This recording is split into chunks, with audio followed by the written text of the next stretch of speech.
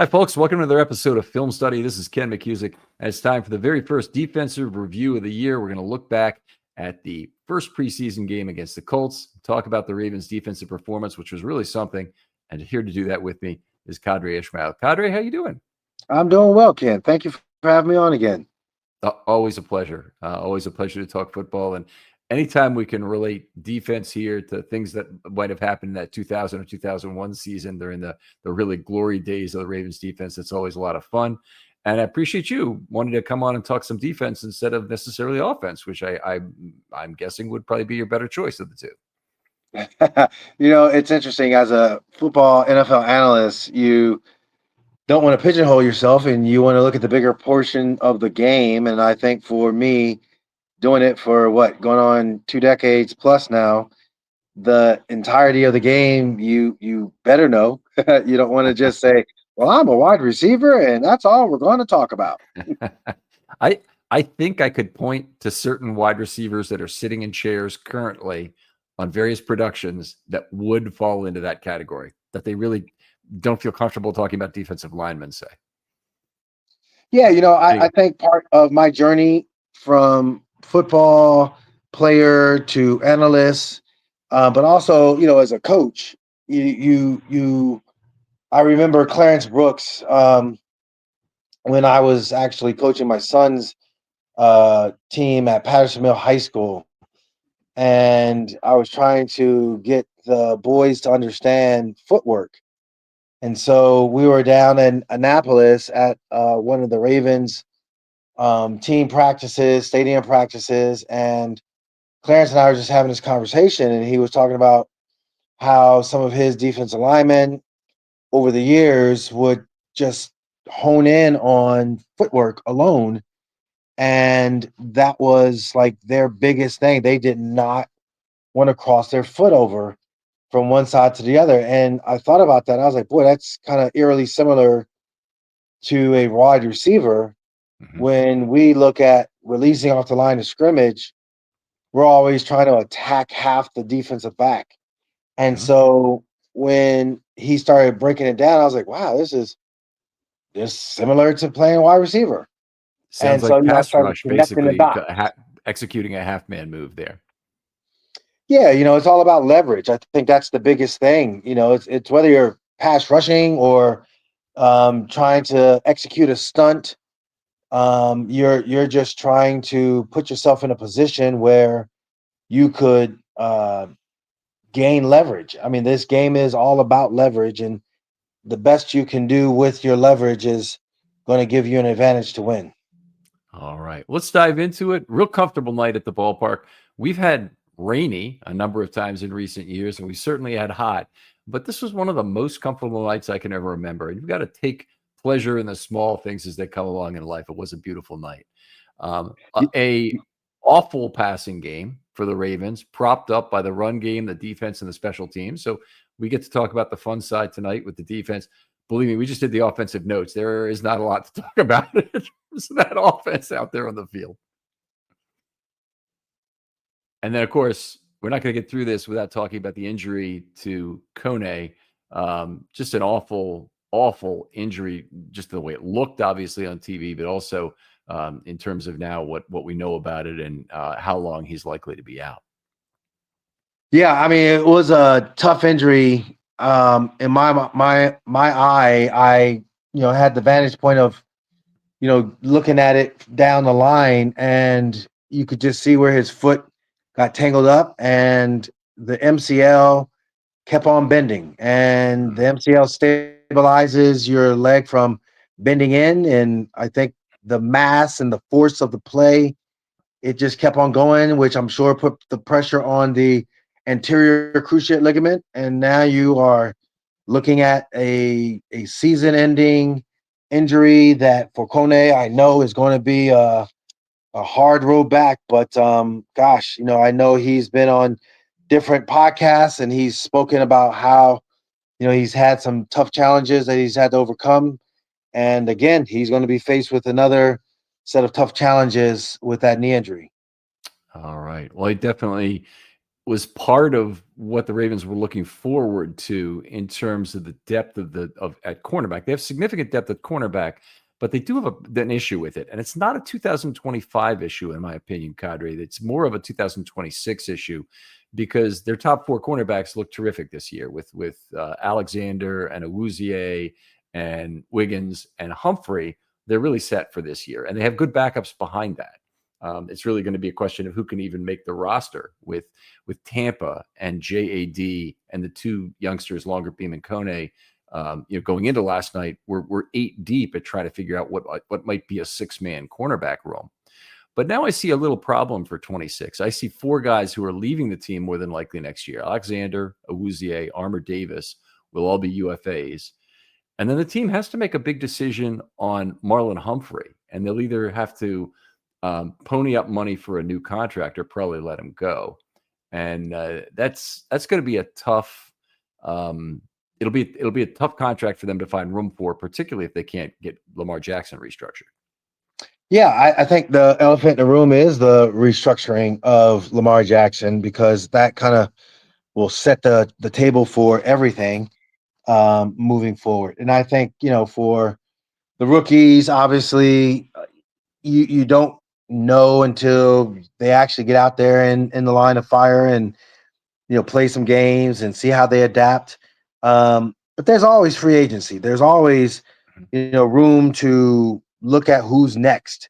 So while, yes, next year is something that can be a big concern, the here and now is also the concern, because that, you're just a injury away from being in a very, precarious situation. So I think that the depth looks good short term. I think that, yes, as they move forward, you're going to see whether or not via free agency, via, them trying to keep somebody a la Marlon Humphrey. But you're going to see that, it'll work itself out.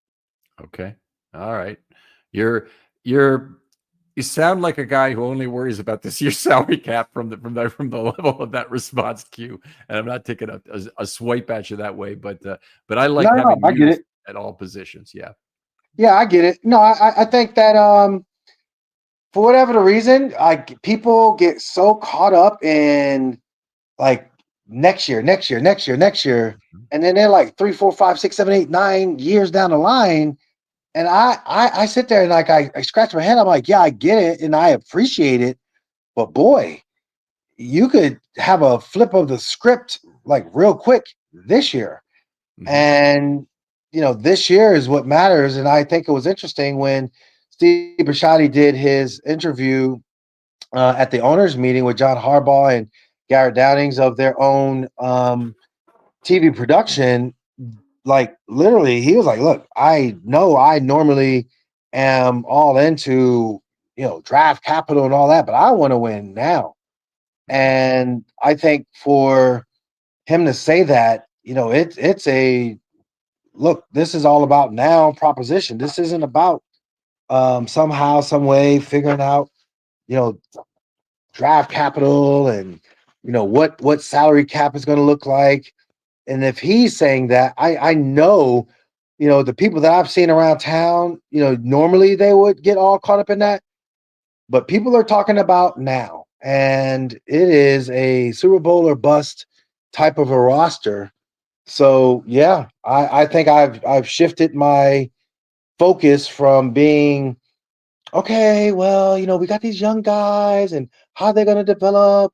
I want to see TJ Tampa develop now. I know what we saw last year. That was good as he sort of kind of came along from injury wise. I know we'll get into it with Adisa Isaac, but last year, he was supposed to be, and then the hamstring and all that. Well, now he's on the field now. TJ Tampa's on the field now. I want to see that young man like grow up before our eyes and ball out now.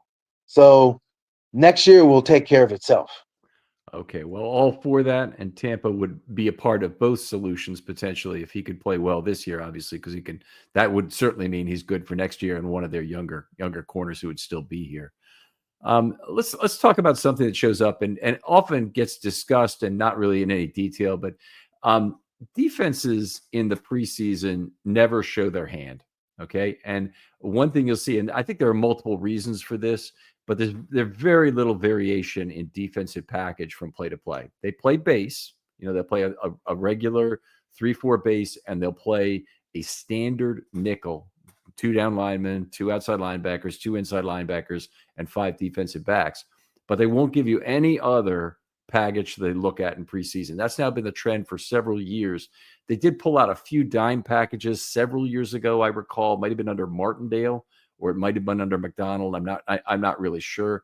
We were talking in our production meeting a little bit whether or not the 2000 Ravens did that at all. And honestly, I've got the video. I need to go back and look at it myself to see if Marvin Lewis, the ultimate lover of 7 DB packages, would have done a fair amount of that in the preseason. But I know it was it's not something that people remember. It's also not something I guess that people really care about that much. Yeah, I think some of maybe the historians of the game would really geek out on that. I think, even if Marvin was on the line with us right now, he probably himself would be like, huh, I gotta look back on that because, yeah, from year to year, you're changing and adapting to your personnel. I think that Marvin was one of those coaches that looks at their personnel and tries to make it fit for what his philosophy is. And I think you just don't know in preseason what you got until you test it out. And so I think for Zach Orr and his defense, it's about what do I have and what does it look like? And so that's going to help me formulate a plan as we go into the season. Right. I agree with that entirely. And it doesn't necessarily have to be package based, because one of the benefits you get of having a balanced roster of players by position on the 90 man is you've got a ton of players you've got to evaluate. And so you basically need all those inside linebacker snaps at 2 per play and all those defensive line snaps that you're planning on. And, you need them for every position to evaluate.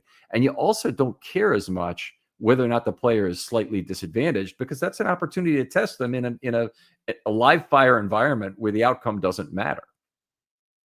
Yeah, it's interesting too, because that's called competing. That's called, playing football. I've heard this cliche line going back to when I played, like, just line up and play.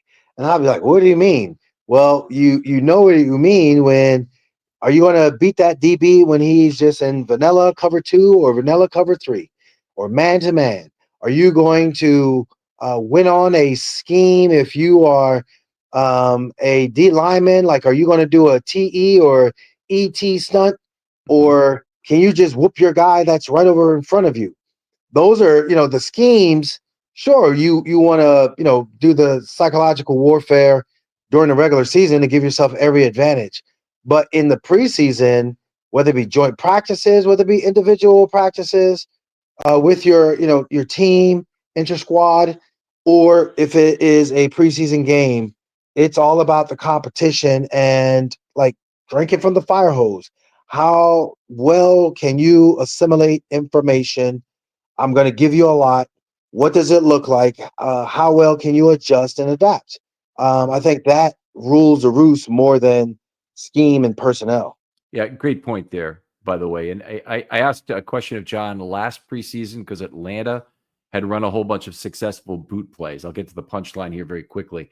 And in the first half, the Ravens edge defender who's responsible for going downhill on the quarterback very quickly, which is it's the way to limit boot plays that are resulting in passes. Have that edge defender recognize the play quickly and work downhill.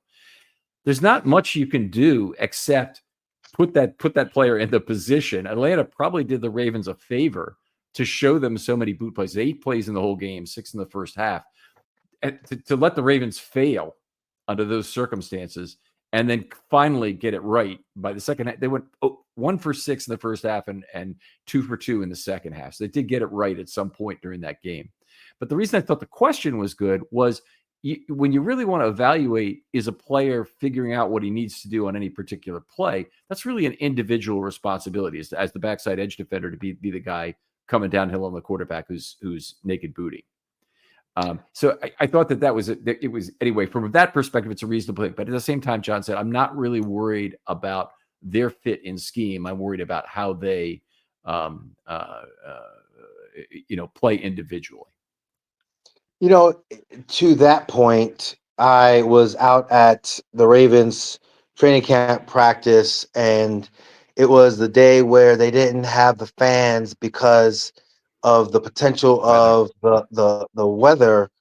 And as I'm sitting there observing the defensive backs, one of the things that they were going over that I kind of smiled at, a few years back, the Ravens were really struggling in the red zone early in the year when teams were getting bunch formations.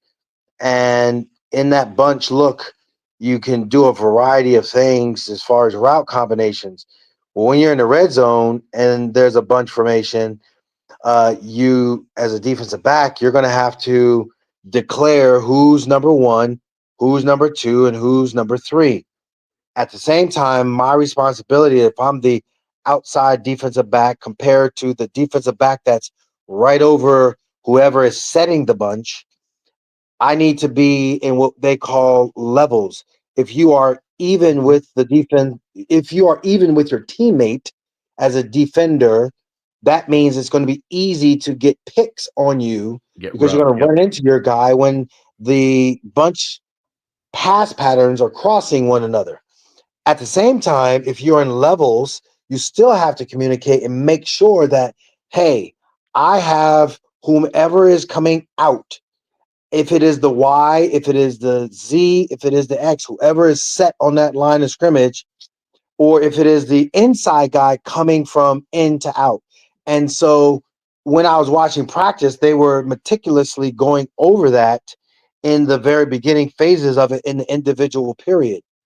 And so I know that from a preseason standpoint, it is the time to, overly communicate details that are fundamental that you might not get to during the regular season. You're expected as a pro in the preseason going over things to carry over all the way into the depths of the season.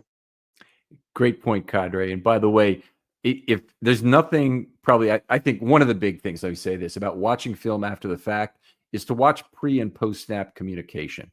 And it'll often happen in bunch formation. You'll see a cornerback signal to either side what they're doing, and they think they're communicating very effectively. And yet, very frequently after the play, they'll be screaming at each other after a blown coverage because that communication either wasn't heard or wasn't understood by one party or the other. Yeah, that's called choking. That's that fear that comes upon you. You can talk all you want, and that's where you get to know guys in the preseason. Like you could talk. I've seen it where I've listened to defensive backs, both when I retired, but even when I was an active player, and I would always just crack up laughing because just like the offensive guys are trying to learn and figure out what to do against a defense, especially if the quarterback calls an audible, the defensive backs, they're sitting there and they're trying to figure out what to do. And a guy could literally say, hey, I'm pounding my fist together up and down, and that indicates, hey, they're stacked. But then he'll say, he'll indicate that he'll point to the defender that's closest to the sideline and tell that guy that, he's got whoever's coming out at him.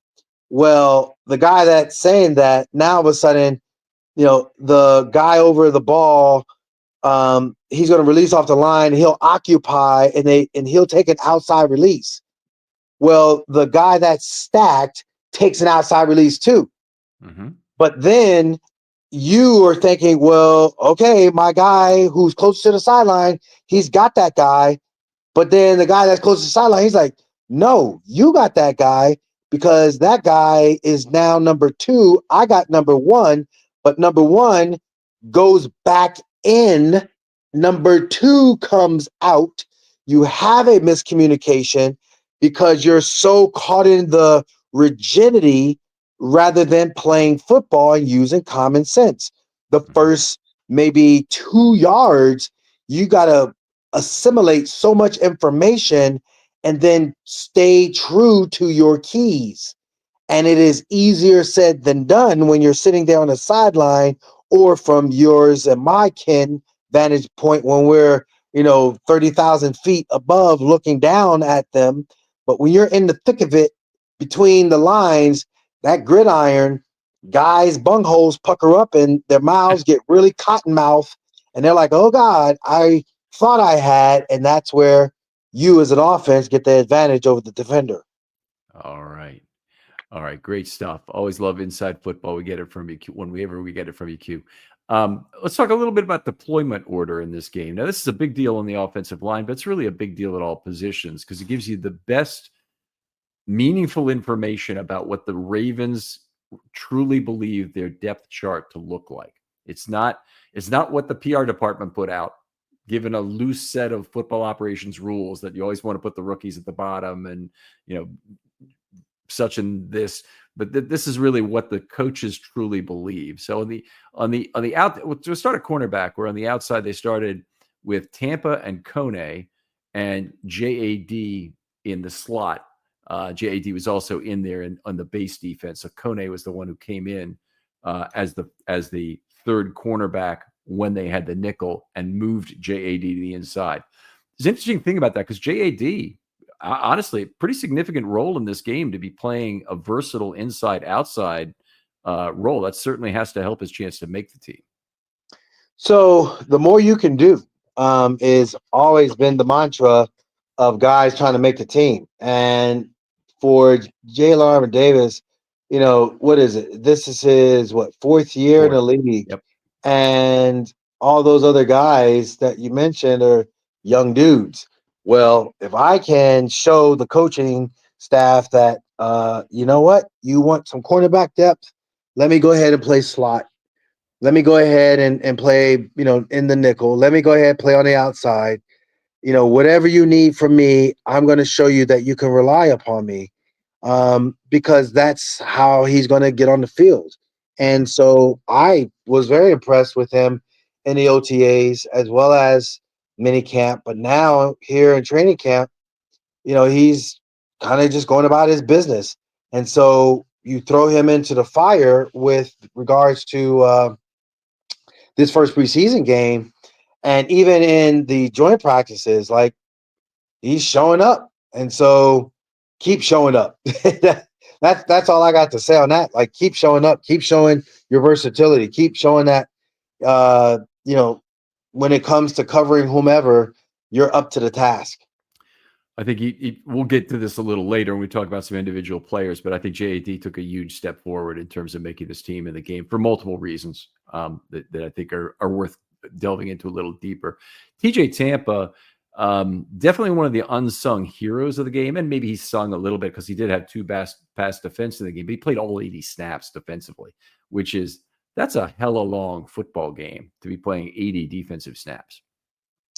I was impressed because if there was ever something to say in a negative, it is, well, technically he was nursing a lot of injuries. And so my biggest concern is his durability. And so for a young player, we again saw in the offseason, in the mini camps, in the early portions of training camp, him getting a lot of reps. But there's something about those game reps, and we want to really make sure, as far as the evaluation process of durability, what does it look like? Are you going to flinch, or are you going to be able to maintain and go ahead with those 4 quarters of football? I thought he did a fabulous job. there was only really the one shallow drag that wasn't technically a shallow, it was an intermediate drag across the field, but later in the game. But all the other plays, they were in my mind not necessarily something to be alarmed at. He kept everything in front of him outside of that you know route that went across the field. But yeah, he played his part. And then at the same time, I know in John's presser, he talked about how he was impressed with him not giving up the one big play down the football field, and was able to play good technique and read the receiver's eyes. I thought that was Yeah, important too. right. So yeah, overall, good for his durability. Yeah, that's a good point because he relies more on that Brandon Stevens technique where he's not finding the football in the air, and that is a function of recovery speed and just where he is relative to the receiver. A lot of the time, he's not as fast as Stevens, and so he's got even more to deal with in that regard. But he didn't pick up a DPI on either of those plays where he could have run right through the receiver. He in fact he picked up a PD on both those plays because the ball hit him on different parts of his body each time with him not looking for it. Yeah, and see that's the crazy thing about it. Like the big picture is the big picture. How do you look under pressure? Can you make plays? You will improve. Like they're going to go out there and practice again. They're going to be right back to the grind. This is a teaching moment, but you're still going to have to go up against um, DeAndre Hopkins. You're going to have to go up against D Wade. You're going to have to go up against LaJonte. You're going to have to go up against Bateman and Tez Walker again, and you're going to have to go up against those guys again. So yes, you look good. Don't get comfortable. Okay, go out there, grow on this experience rather than getting comfortable thinking that you arrived. Right. Well, I think that's good advice for anybody, certainly for Tampa after this game. And he's got real competition for the fifth corner spot right now with JAD. So that's playing time this year. You want to talk about here and now as opposed to later. But in addition, for whether or not he actually stays at corner, I think that question has to come up after this game. I think he looked very comfortable coming downhill back towards the ball, looked very comfortable looking into the backfield. He's got the right size to play safety, and he's frankly got the right speed to play safety. He's a little short on speed at corner. So guys like Worley, who moved there and ended up having a fairly productive career playing safety, it made a lot of sense for with Tampa. It wasn't that he had a bad game. He played well overall. He was involved directly in those punt returns. I don't know if we really want to hit on that, but I'm happy with how it turned out for him at corner. But I think that there's still a lot that kind of concerns me about his performance from this game in terms of projecting something good to happen this year for him at corner. So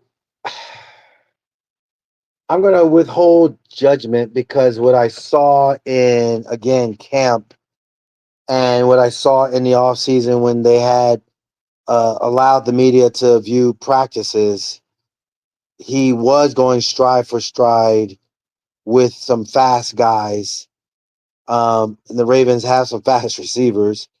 He was holding his own as far as sinking his hips and coming out of breaks when they were making deep cuts as far as comeback routes and deep ends. So I'm gonna hold judgment.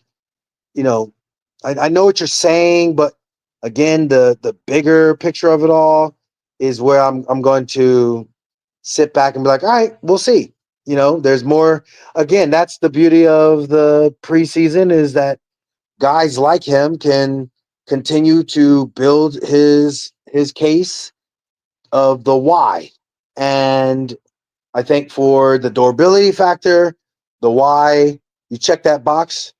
For special teams factor, you definitely check that box because he was playing it in game last year, and he was a gunner, and he had to hold up the gunner, and those are two speed positions and hard positions, and he did that. But I think now, again, they were just looking at the film, there were one or two plays. Again, like the shallow drag in my mind.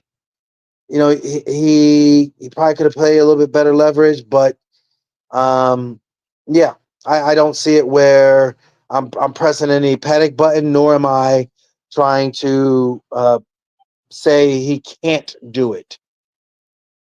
Okay. All right. Well, fair enough. 96 total snaps for Tampa. He was second on the team in special team snaps with 16, in addition to 80 defensive snaps. So I think the only number I've heard higher in recent years is that 102 game out of Darryl Worley against, I think it was the Colts a couple of years ago. Might have been the loss in 23 early in the season. All right, let me go through some of this a little bit quicker. At cornerback, we had Tampa and JAD playing together. Then Martin moved into the stock. Keon Martin, we'll talk a little bit about him later, I think. Then we had Tampa and Robinson on the outside. Marquise Robinson, I think, a little underappreciated for what he accomplished in this game, but we can maybe hit on him a little later. And, of course, JAD and Martin were the two slot cornerbacks. That takes us through the whole game at corner. Anything is surprising about the order of entry or how the Ravens seem to have their totem pole depth chart set up? Not really. I think it was kind of just standard operating procedure, based upon what we've seen in camp. All of them, they got their opportunities.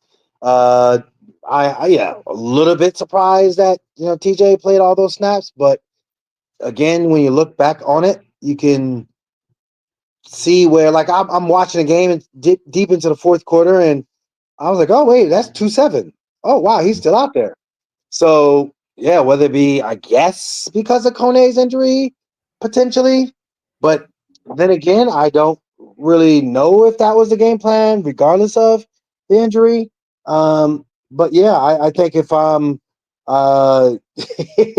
if I'm sitting there and I'm like, all right, well, if I'm longer beam and Robinson, well, I'm next man up mentality. Let me go out there and make the best of. You ever have one of those days where everything's off? Well, Mood can help with that. And let me tell you about Mood. It's the online cannabis brand that is changing the way we handle everything, from stress to sleepless nights, with functional gummies that are 100% federally legal cannabis. Mood launched to make cannabis affordable, accessible, and transparent, while at the same time supporting American farmers growing premium hemp on small pesticide-free farms. Their gummies are next level. Seriously, I've tried a few, and each one feels totally different.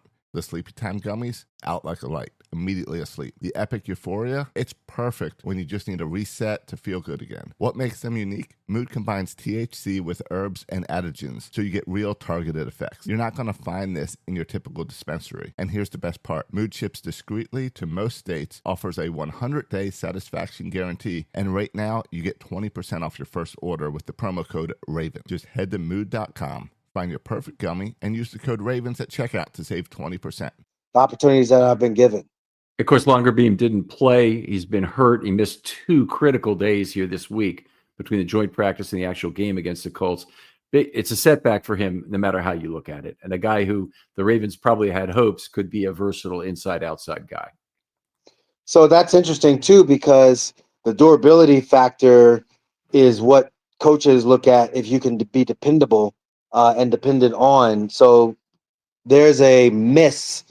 So therefore, you're looking at a scenario where, okay, one guy went down. Obviously, Kone is gone for the year, but I'm his agent.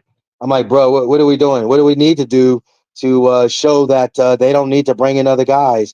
Because I promise you, today, tomorrow, they are absolutely working out multiple corners. We, the media, we might not be able to see it, but they're bringing in people, making sure that they're not going to be caught shorthanded. Right. Right. And that makes sense. You got some better guys available, some better younger guys available. As we know, the replacement level attrits downward or goes downward during the regular season as cornerbacks are injured and lost for the year in particular. It's one of the sharpest declining positions. So in December, the cornerbacks on the street's not very good. Right now, there's still some good players out there on the street that the Ravens could choose from. True indeed. And so while I don't have that list in front of me, I will say that yeah, you know it's again it's a battle of attrition. It's one of those scenarios where agents are calling. You know that you're looking at video and film and seeing who is able to come in, and now you're poking and prodding. The poking and prodding, what I mean by that is that are you in shape? Are you ready to play? Can you come right on in? And what does it look like if you do come right on in to play? So I think those are things that, you can never sit back and think, oh, woe is me. But rather, okay, let me take advantage of this opportunity. In your journey through the NFL, you must have had to. I know you went a couple of years without a reception at one point. You had to be at some point on the street and looking for work, right? And go in for such workouts, or were you always No, signed before the season? no, I wasn't that. No. So for me, what the 2 years what I called my wilderness experience. So it was a scenario where I had to learn how to be a pro. And what I mean by that, when I was in Minnesota, I was a third wide receiver in a three wide receiver offense. But see, there's the details of how do you get better. And so getting better is doing extra work. What does extra work mean? For me, I had issues with my vision. And so therefore, my depth perception, my peripheral vision, I had to do an awful lot of um, sports vision therapy to help me improve upon my eye hand coordination. But there were also details as far as watching extra film, understanding how to route run, understanding how to be available for the quarterback. Um, what does full speed in practice truly mean? Those are little details that I just took for granted. The vision therapy I was honed in on, but everything else I just took for granted. And so when I became a free agent, I signed with the Green Bay Packers. They just came off of a Super Bowl. They had a really good, roster that was a strong young receiving core, and Robert Brooks and Antonio Freeman were their two top dogs. They had some other guys that were good, strong role players. And then there was me. And I don't think I was just in a comfort zone in Minnesota. And so, I was traded because I had a really good game against the Jimmy Johnson head coach led Miami Dolphins. Had a really good preseason game in front of him and his staff. So I think when it came down to them needing depth at receiver, well, off I went. But also off I went was, and this is something that even to today, like the littlest of things you take for granted. Like, so there are going to be guys that are going to go in there, and Kone's position is up for an opportunity for somebody to come in and sign with the Ravens. But you also recognize, well, okay, how do I get to the facility? Okay, where is the team hotel? Well, how do we do things? Well, is this coach, what's his personality like? Is he a teacher or a yeller? Those are things that you just on the outside, us on the outside, we just think that it's easy to assimilate, and it's not. And the person that, or the team, I should say, that can help a guy assimilate himself into the culture of the locker room, into the details of where things are, that team will get the best out of that player because that player won't be distracted. And so my big picture for me wasn't that I was a street free agent. I never was. When I went from Miami, I signed the following offseason with the New Orleans Saints. And so trying out for them was just a free agent because I signed a 1 year deal with Miami. Um, but it's that 2 year of shoot, I gotta be a pro. What does being a pro mean? And that's a big statement. Once you get it, you got to capture it. And I think for whomever they bring in, they got to capture it. And I think, and that is so interesting too, Ken, because this is why I'm not caught up in this whole, the salary cap and let's see if, the youth or the young, because you think you have all your ducks in a row, but things change moment to moment. And that's where the one who can adapt the best, that's the team or organization or coaching staff or players. They're the ones that are going to win because they can adapt. And so that's something that I think I've realized over the years of covering the game. There's always going to be that battle of attrition. There's always going to be some contract dispute. What is it like and how do they overcome it? That to me really dictates the hidden wins and losses for a team. Okay, let's move on here. We really need to talk about the 2025 Ravens again in the preseason. Look at the safety position. Kane, I think we'd agree, has kind of separated himself as the third safety on this team, something they didn't have figured out going into, I think, the offseason. They may have thought they knew who could win it, but I don't think they really had it figured out. But Kane and Starks started the game. So Malachi got some playing time. Then Kane and Braid played. So Kane ended up playing the entire first half. And then the camp darling, Ruben Lowry, came in the second half, played the entire second half, 42 snaps. He played some with Braid, some with Keandre Jackson, and some with Desmond Ignados. And interesting mix of players with there. But I'd say the key point about here is that it really magnified, what the Ravens believe in Lowry. Very intelligent young kid and mechanical engineering degree. The Ravens certainly have a type in that way of really liking safeties who can learn the playbook quickly. One of my theories is they probably like Starks a lot more for that. They said they loved him from the interview. It's easy to see why. But Lowry, an interesting profile and a player who's clearly got some additional playing time because of it in this second half of this first game. Football intelligence. Can you understand the defense? Can you put yourself in position? I thought he did. I thought, there were times where in camp I also saw he was, bringing some of the thump. I know some of the running backs. If I was sitting there and I was like, man, this is a thud period, and if I'm Marcus Major Jr. and you come up and thud me like that, like we fighting. And so at the same time, I think, for Lowry to not only be football intelligent, but also be able to show his physicality, I think he earned the right to play.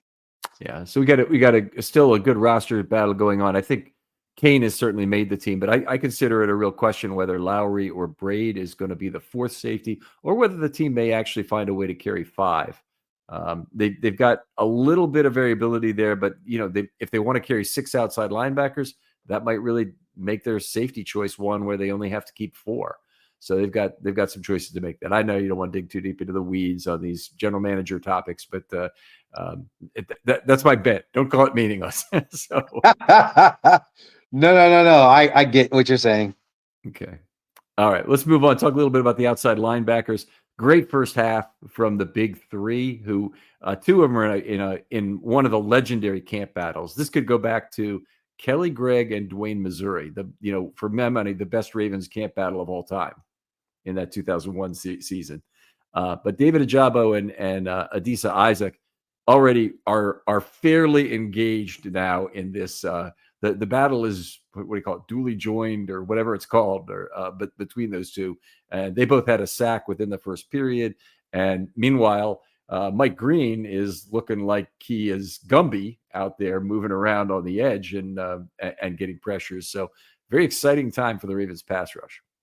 I absolutely think this is the battle of battles, and I absolutely love it, and I'm here for it. David Ajabo, he looked like Bart Scott sacking Big Ben against Richardson. I think it is hilarious to me how it came about. Anthony Richardson, I'm assuming he thought, hey, okay, my what is it? His looking at the line, his right side, he had his tight end to that side. You just had a linebacker and a rush end on that side. So Trenton Simpson and Ajabo both there. I don't know what the protection scheme was, but the tight end just free released off the line, and the tackle decided to sit inside, which is technique wise is good, but I don't know if they were, if they should have had a better call, and they should have fanned the linebacker. I'm sorry, the tackle out to the rush in, and then the guard fan out to Trenton Simpson, but credit David Ajabo because he's like, okay, you're not going to touch me, not a problem. I'm going to go ahead and I'm going to eat, and so he did, and that was one heck of a sack. I absolutely loved it. I'm sure Anthony Richardson is sitting there like, mother of pearl, what the heck just happened? So Yeah, there was that is comments crazy. about this by Shane Steichen after the game. There's a 5-man protection. That was the hot side. And effectively, he's saying Richardson needs to recognize that and get the ball out quickly. Good. I'm glad that clarification was there, because that just shows that Richardson has not been paying attention. That's like that. Then that is football 101. The very terminology, when you go and call the play, you'll know what the protection is, whether it be scat protection, scram protection, or some level of max protection. And those are terms that going back years. So who knows what Shane Steichen's terminology is, but you know, as soon as you call scat, well, okay, there's only 5 men. I gotta let me go to line of scrimmage. Okay, this guy's a hot. And I'm making sure, because they had his tight end right there. I'd have made sure, like, that I know that that I know that if that guy comes off the end, and I think that was Tyler. Was that Tyler Warren? Man, I'd have been like, hey, rookie, hey, listen to me. I like you. You like me. You're a talented dude. You're about to be my go-to guy. I'm getting the ball out of my hands. So that's on good. I'm glad that was a clarification. That's on him. Yeah, it was a good play by Ajabo, and what I really liked about the play was how clean it was, that he went in, and it was like what they teach kids how to tackle, heads up tackling. Okay, which means he didn't take any chance of getting a helmet under the chin of Richardson or any of that other crap that could have caused the sack to be removed and replaced with a roughing the passer flag. It was just a beautiful, clean, hard hit. And I don't think he really went all out to drop his weight on Richardson after the fact, which would have been another problem, but just it was beautiful. That said, Ajabo was given a pretty much a gift there by Richardson's inattentiveness. And one of the things I wonder about him on that play was, did he just read the play off his wristband directly without really thinking about what all those words meant? So that is embarrassing because, like, I'm recalling a scheme that, goodness gracious, train right, scat right, 383, Y stick, Z, takeoff, M. So now I just told the back what to do. I told the scat is the protection. I'm going to go to the line of scrimmage. I mean, heck, that's just off the top of my dome. I better know the protection. I'm the quarterback. Dang it! You got it on your wristband. You should probably have it categorized. I'm sure you got it categorized. If it's the different schemes, like, man, that speaks to the low IQ rather than high IQ. We're talking to Ruben Lowry having a high IQ. Talk about low IQ with Anthony Richardson. If you just kind of zoned out and just read a play and thought, okay, I know who I'm going to throw the football to, rather than like, okay. I mean, I think Steichen's got him right in the crosshairs by saying he either didn't do what he was supposed to do pre-snap to reset a protection or to understand what the protection was, or he didn't do what he was supposed to do post-snap, which is read the blitz coming off the edge. And it actually wasn't really a blitz. They were both, just standing up there to get the ball out hot. But either way, I think it's Richardson's fault. And it wouldn't surprise me if he made a mistake directly reading off the wristband in terms of what he understood about that play.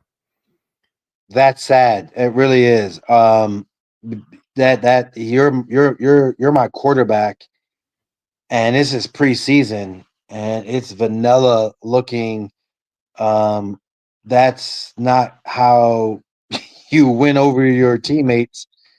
And again, that's not winning football. Therefore, from a bigger picture standpoint, you can psychologically lose a team, which means that pretty much Shane Steichen is going to be fired.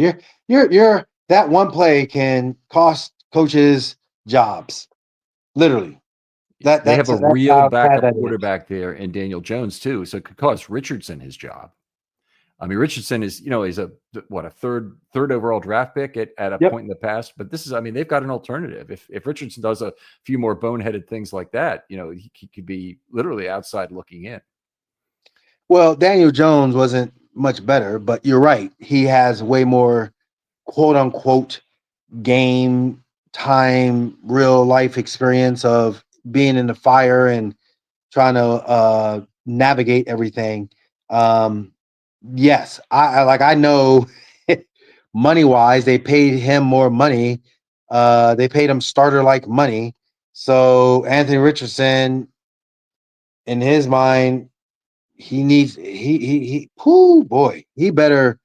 I did not know that. That's why I'm sitting here. I'm just stunned because I cannot tell you how football 101 that is. That's like a receiver, running a hitch route as opposed to running something else that's a little more complex, like an option route. And that's all you had to do. And you didn't do it. And you ran it deep.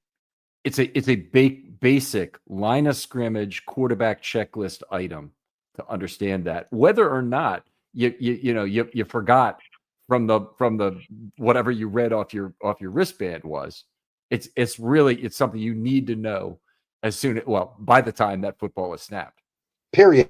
End of discussion. Like there is no tomorrow. You got to know it now. I mean, you got the dude coming on that, off the edge.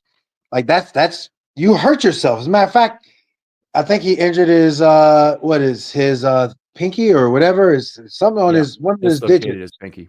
There you go. Okay, so that's on you, bro. Now you flying back to Indianapolis in pain. My finger is swelled up because I didn't recognize what I needed to recognize, and that's nobody else's fault but my own. Yeah. All right, let's move on a little bit. Outside linebackers got a quarter to look at Rucker and Ham. Ham, a Baltimore boy, made a great play on the intentional grounding. Unfortunately, didn't make a good play on holding the left edge, the offensive left edge. On a play. That was a vulnerability that happened to a couple of the outside linebackers, to Rucker as well. Rucker really showed some pass rush juice, I thought, on that last drive, getting in for a couple quarterback hits and one other pressure I think I had him for as well. So I appreciated the scheme of what they did. Remember we, talked earlier just about from a scheme aspect of things, the way in which sometimes in a preseason you keep it vanilla. Well, when you look at the tape, you were like, wow, you guys are stunting like crazy. And so, Rucker, again, especially when you call in stunts, you better know the technique, but you also better execute the stunt itself. And I think that was one of the reasons why you're impressed with him. And I think that's a tip of the cap. That's a tip of the cap, and that's good for him. Again, a lot more football left. This is going to be a bigger week, to build on, but that's good stuff. Yeah. All right. We'll look quickly at the other positions. Inside linebacker, tons of mixing and matching between the 2, 3, and 4 inside linebackers. Roquan, of course, had the night off, but Simpson, Buchanan, and the special teams ace Hummel all got to play with each other. Excuse me. Then Buchanan took over with Cuenco in the beginning of the second half. This was what surprised me. Cuenco only played, I think it was 9 or 10 snaps on the game. It's one of those two. And then he came out. I'm wondering, I did not hear of an injury, but I wonder if there was one, because Martin came in and it seemed like Cuenco would have had a more extended trial. And then Martin and Higgins came in and they both were dominant in that final quarter and a half or so of football. Those guys just took over the game. Yeah, they did. Was it Higgins who had the interception? Mm-hmm. Well, again, like I know I got caught up in Ajabo, but I think, when you look at the way in which that defensive front played, Higgins better go ahead and thank Ravenel and some of his other boys up front, because was it Riley Leonard? Riley was running for his life, and he had some happy feet. I mean, I think all three quarterbacks had happy feet. Like, let's not beat around the bush. That defensive front played tremendous, and so linebacker wise, I thought Trent Simpson, there's a couple of times he fitted up in there. I guess what people were saying was that who was it? Teddy Buchanan, who had the green dot. The green dot indicates who is going to get the people know play. who listen to the show. Yeah. Yep. Okay. And that being said, like, Teddy had it and Trenton didn't. That just goes to a young player kind of having some heads up flow to his game. But I also thought that Teddy played a little apprehensive. He didn't play as free flowing. And I wonder if it was because of just having that responsibility, similar to Anthony Richardson, as far as, having a play call and not realizing a basic protection. Like, in my mind, I'm wondering if it was, all right, what's the play call? Okay. All right, I'm going to call out the play. And then now you're like, all right, oh, this is my assignment, as opposed to just free flowing and knowing. So, something to kind of file away in the back of our minds. But I thought the linebackers as a core played well. I thought Jay Higgins showed out by being in position because of the guys up front creating pressure and not allowing the quarterback just to sit back and sling the ball. Well, you're right to compare it to the Ajabo moment, because it's similar in a lot of ways. It was a kind of an unforced error. Ajabo got a free run of the quarterback. Higgins is way out in space. There's no one within 7 yards of him when he makes that interception, and all of a sudden the ball came right to him, as if the quarterback thought that was an empty spot on the field. You rarely see that. Maybe he was actually trying to elevate the ball to the sideline and didn't get out of there. But I agree, it was the pressure directed that outcome. It did. And that's something that, again, we could look at bigger picture wise with Zach Orr and obviously what, Eric DaCosta, I'm sure, needed to kind of do. And, you're sitting there talking to John Harbaugh and talking meetings, like, what can we do to bolster our defense? And part of it is, what if we just rush 4, and in rushing 4, we get to the quarterback? Let's get some dogs that can go out there and they just get after it. And I think there were a couple of times in those different pressure looks where they were rushing 4, and they're, however you want to disguise it at the beginning of the snap. But the fact that they were able to go out there and play the way they were able to play by only rushing 4, that to me said an awful lot as far as the talent and the assimilation of information mentally with that talent. Yeah, one thing, even though they play the packages, which are very vanilla, they definitely are not vanilla at all about the pass rush. And part of that is just, you want to get these guys experience. So work out of the regular base packages, but juice up the blitzes however you like. And I'm not denying for a moment that they try to stay with a 4-man rush a lot, but it's often a 4 with a drop. And if you look at the pass rush snaps that each of them take, there's a fair number in there. Like Malachi Starks came on a blitz and got a pressure, and they got pass rushers for Bo Braid. They got Keon Martin brushed the passer 3 times in the game from the slot. That's something obviously the Ravens like to do. But I like. They always work from the base packages in these games, but base or nickel, but they do juice it up in terms of scheme, showing people at the line of scrimmage with that simulated pressure or blitzing from off ball, whether that means as far out as the slot or from linebacker or safety. That's what Kyle Hamilton calls a nameless, faceless defense, and that's just classic. Whether obviously now Zach Orr has the mantle of defense coordinator, but Mike McDonald to Wink Martindale, it doesn't matter. Zach Orr now, that nameless, faceless is like, all right, we're coming to the line of scrimmage. Guys that are a little bit more savvier than Anthony Richardson, they're going to be like, well, who's coming? And the quarterbacks in today's game outside of Anthony Richardson are way more smarter when it comes to figuring out who is what when they look at the percentages. But what if you can break some of those tendencies, and that's what gives this Ravens defense such an edge? Because, you're right. They do go to the line of scrimmage, and it does look like it's something vanilla, and then all of a sudden, you get a linebacker dropping, or you get a Michael Pierce dropping in one of the final games, and he's picking it off, and he's going back the other way. All right. Great stuff, Qadry. We're going to come back in part 2 and talk a lot more about some other uncovered depth. In particular, I think at the nose tackle position in this game, but we'll do that in part 2. Qadry, thanks so much for coming on. Where can people contact you if they want to talk football with you? Yeah, it is easy. So from my podcast that I've been on consistently is Locked On Ravens with myself and Kevin Ostreicher. They can certainly join in on that, as well as we have a new podcast, myself, Kevin Ostreicher, Sam and Joku. We all have teamed up to formulate the squad.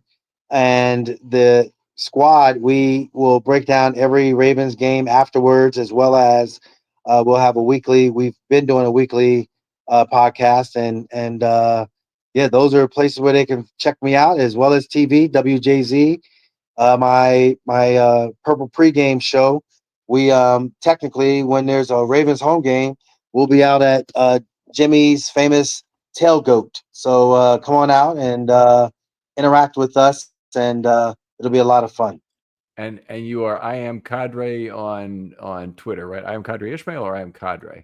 I am Qadry Ismail on Twitter, and certainly you will be seeing me have a flurry of tweets and all the things. If you are what I call a Lamarite, which is a person that doesn't know anything about football and says some dumb stuff, then go ahead and just speed bump right over my tweets, because it's not going to make sense to you, and you're probably going to get offended about something that is the smarter fan is going to know. But if you ain't that smart fan, then please just go ahead and speed bump right over me. Don't even follow me. Just keep on going. That's all right. Send some followers to the sideline. There you go. Bench him, Qadry. Yes. All right. Other folks out there, thanks for listening. As always, if you like and subscribe, that'll help the show and drive the program to more listeners. Really do appreciate every one of you. And I want to say this once before the season starts. I appreciate that the show can be accepted at the level it is for the technical aspects we bring here.